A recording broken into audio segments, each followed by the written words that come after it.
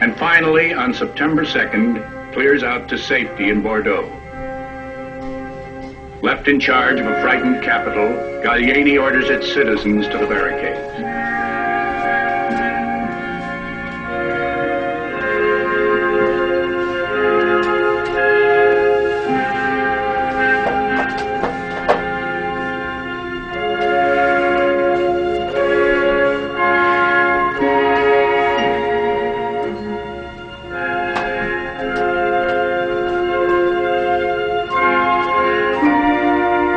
On September 3rd, a flimsy, canvas-covered machine rises from a pasture outside Paris.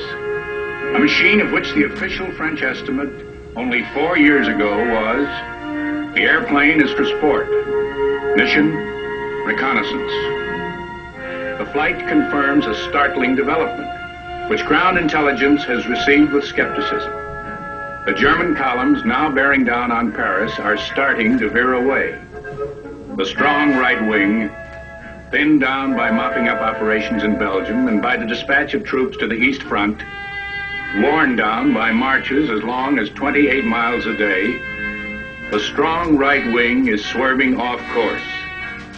Fluck, commanding the army on the right, has decided to make the turn in pursuit of the retreating British.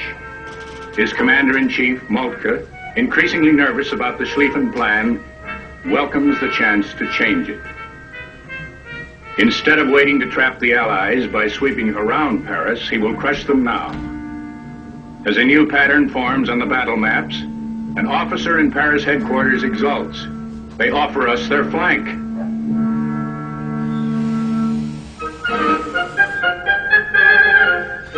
Against the exposed German flank, Gallieni strikes with troops from his Paris Defense Force. The entire Allied command now galvanizes. The attack from Paris forces Kluck to shift his troops, leaving a gap in the German lines. The British turn to attack it. Before this, they were facing the coast, desperately seeking some port of escape back to England.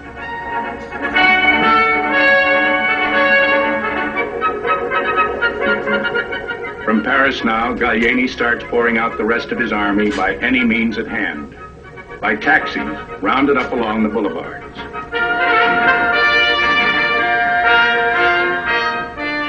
By September 6th, the Allied redeployment has flattened the march of the German armies into a 200-mile front, from Paris east along the River Marne. There the enemies collide, in a battle that neither side planned.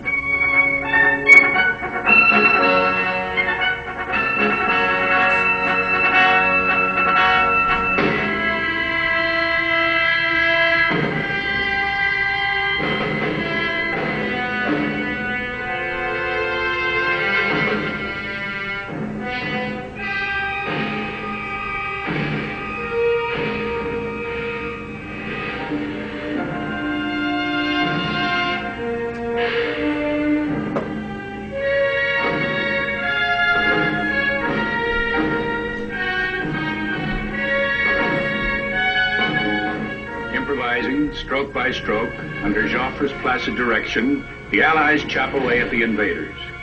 On September 9th, German commanders in the field make a worried assessment of their situation.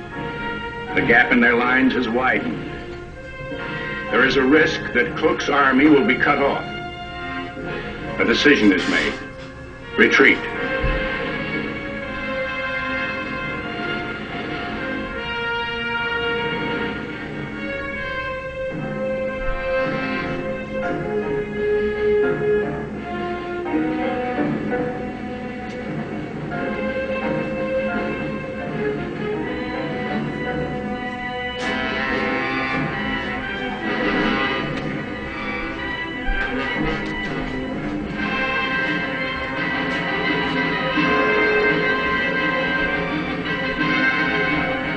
Behind them, the retreating Germans leave the wreckage of the Schlieffen Plan, abandoned like the French Plan 17.